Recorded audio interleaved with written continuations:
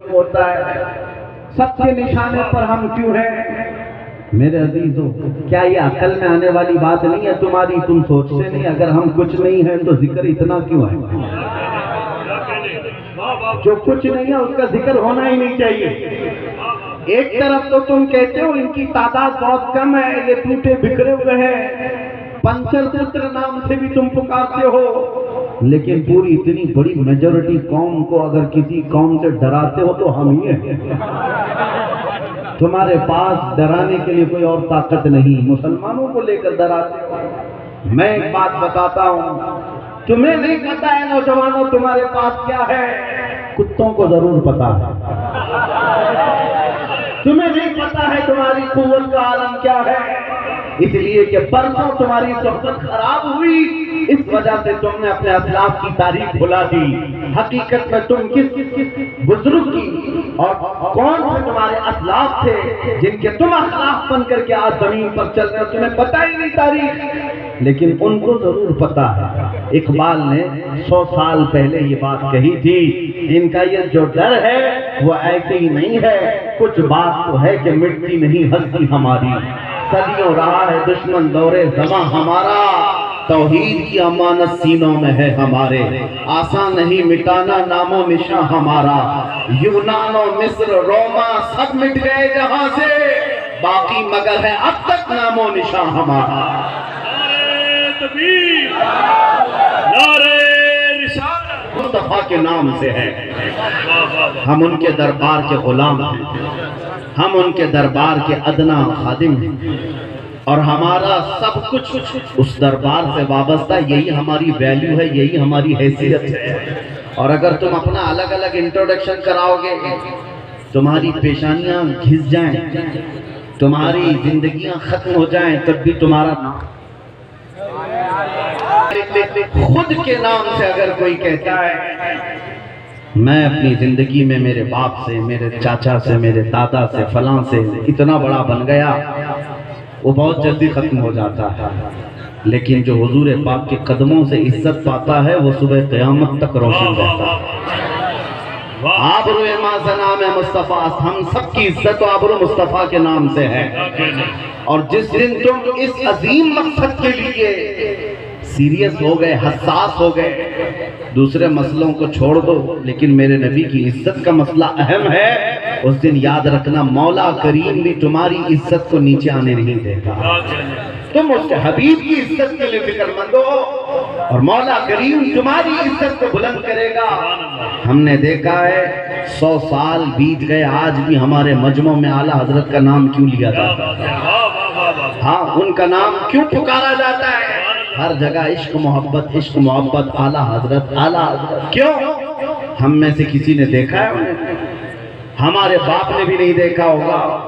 زمانہ بیت گیا لیکن نام روشن ہے، اس لیے کہ اعلیٰ حضرت نے زندگی پر اپنے باپ کے، اپنے دادے کے، اپنے خاندان کے قصیدے نہیں پڑھے، بلکہ جب بھی انہوں نے زبان کھولی ہے تو کہا ہے سرور کہوں کہ مالک و مولا کہوں تجھے، باغ خلیل کا گل زیبا کہوں تجھے، تیرے تو وصف عیب تناہی سے ہیں بری، حیران ہوں میرے شاہ میں کیا کیا کہوں تجھے، لیکن رضا نے ختم سخن اس پہ کر دیا، خالق کا بندہ خلق کا آقا کہوں تجھے۔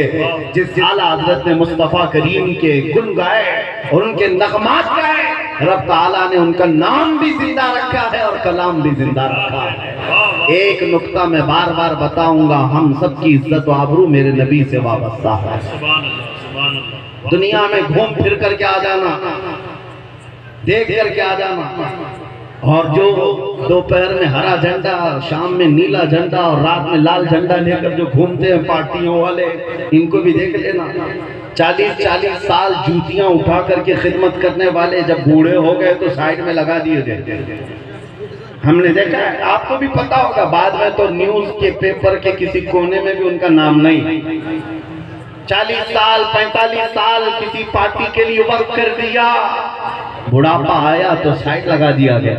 اب نئی دنیا ہے، نئے نوجوان ہیں، یہ دنیا یہی ہے، شہد دکھا ہے زہر پلا ہے۔ لیکن میرے عزیزوں ایک بات یاد رکھو، نبی کریم صلی اللہ تعالیٰ علیہ وسلم کی غلامی میں جو جتنا بوڑھا ہوتا عزت اتنی بڑھتی چلی جاتی ہے۔ یہاں بوڑھوں کو سائڈ نہیں لگایا جاتا، علماء کرام سے پوچھنا، علماء میں جو سب سے زیادہ عمر والے عالم ہوتے ہیں مجمع میں ان کی سب سے زیادہ عزت بھی ہوا کرتا ہے۔ اسی لیے شروع ہی میں نے کہا محمد کے غلاموں میں بڑھاپا نہیں آ سکتا، رسول کریم صلی اللہ علیہ وسلم کی۔ میں تمہیں بار بار یہ بتاؤں گا، جو تم چکا چوند کو دیکھ کر کے کبھی گمراہ ہو جاتے ہو، ان کے پیچھے بھاگ جاتے ہو، بالی ووڈ کو دیکھا، ہالی ووڈ کو دیکھا اور سمجھنے لگ گئے یہی سٹار ہیں۔ پوچھ لینا کل پرسوں کے سٹار کون تھے، آج کے کون ہیں؟ یہاں روز بدلتے رہ گئے، لیکن یہاں ہم نے دیکھا ہے 800 سال سے اجمیر کا سٹار آج بھی سٹار ہے، آج بھی وہ بادشاہ ہے، ہر ایک کے دل پر راز خواجہ کا ہے۔ یہ حضور پاک صلی اللہ علیہ وسلم کے نسبت سے آئی ہوئی غلامی پرانی نہیں ہوتی۔ ابھی محرم گزرا، گلی گلی کوچے کوچے میں اس حسین اعظم کا تذکرہ کیا کہ نہیں کیا؟ شہید کربلا کو یاد کیا کہ نہیں کیا؟